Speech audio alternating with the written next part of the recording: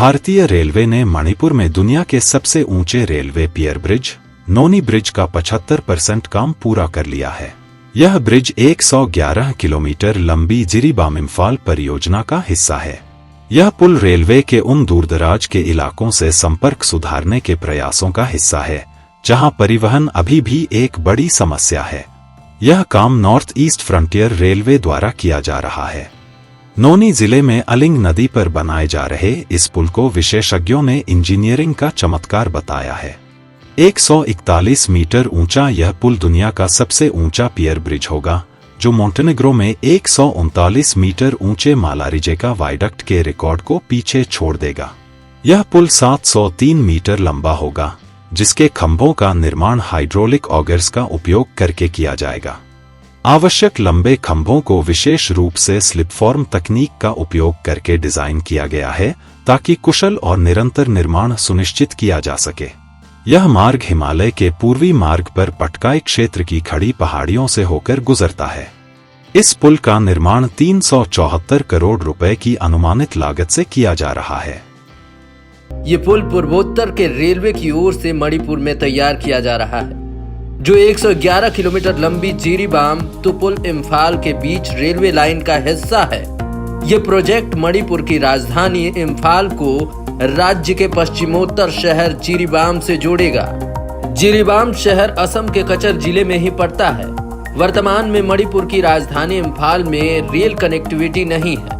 ये प्रोजेक्ट जिरीबाम को मणिपुर की राजधानी इम्फाल में रेल कनेक्टिविटी प्रदान करेगा। इस पुल की ऊंचाई 141 मीटर है, जो 34 मंजिला इमारत की ऊंचाई के बराबर है। एक तरह से ये पुल कुतुब मीनार से 2 गुना ऊंचा होगा। ये यूरोप के मोंटेनेग्रो में बने 139 मीटर ऊंचे पुल का रिकॉर्ड तोड़ देगा।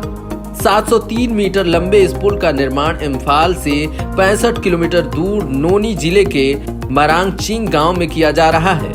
ये पुल इजाई नदी पर नोनी के पास बनाया जा रहा है और इसके ऊपर से 120 किलोमीटर प्रति घंटे की रफ्तार से ट्रेन गुजर सकती है। इस पुल की मदद से सामान की ढुलाई भी आसान होगी। इस पुल के ऊपर से 25 टन एक्सल वाली मालगाड़ी गुजर सकती है। इस पुल पर रेलवे की ओर से 280 करोड़ रुपए की लागत आने का अनुमान है। वहीं पूरे प्रोजेक्ट पर लगभग 13,800 करोड़ रुपए का खर्च आएगा। आपको बता दें कि इस पुल के पिलर्स को हाइड्रोलिक बर्मों का इस्तेमाल कर तैयार किया जा रहा है। रेलवे के अधिकारियों के मुताबिक इस पुल के लिए स्टील के गर्डर्स को पहले से ही तैयार कर लिया गया है। इन्हें कोलकाता में तैयार किया गया है और फिर उन्हें निर्माण स्थल पर भेजा जा रहा है। आपको बता दें कि वहां इन्हें क्रेन की मदद से लाया जाता है। ये पुल रेलवे की उस बड़ी लाइन का हिस्सा है जिसका निर्माण उत्तर पूर्व के राज्यों को शेष भारत से रेल नेटवर्क से जोड़ने के लिए किया जा रहा है। इस पुल के अलावा रेलवे ने इस लाइन पर 147 अन्य पुलों का भी निर्माण किया है। इस रेलवे लाइन को पूरी करने के लिए 45 सुरंगें भी बनाई जा रही हैं, जिसमें नॉर्थ ईस्ट की सबसे लंबी रेलवे सुरंग भी है, जिसकी लंबाई 10.28 किलोमीटर है। शेष भारत को पूर्वोत्तर से जोड़ने के लिए ये पुल बेहद अहम साबित होगा। इस लाइन के जरिए पूर्वोत्तर भारत में पर्यटन में भी इजाफा होने की उम्मीद है। बता दें कि बीते कुछ सालों से पूर्वोत्तर भारत में इंफ्रास्ट्रक्चर पर तेजी से काम हुआ है।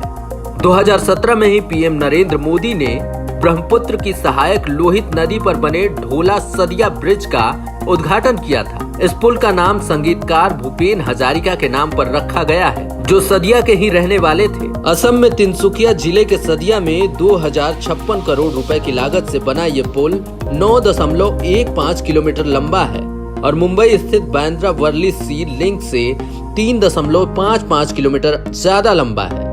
इसके जरिए भारत ने इंफ्रास्ट्रक्चर के मोर्चे पर तो बड़ी छाप छोड़ी ही है, इसके अलावा रणनीतिक और सामरिक लिहाज से भी बेहद अहम है। इस पुल के जरिए किसी भी समय सेना अरुणाचल प्रदेश से लगती चीन सीमा तक आसानी से पहुंच सकती है। Bureau report, up to date Bharat. हमारे चैनल को सब्सक्राइब करें और वीडियो सबसे पहले अपने मोबाइल पर पाने के लिए बेल आइकन को दबाएं।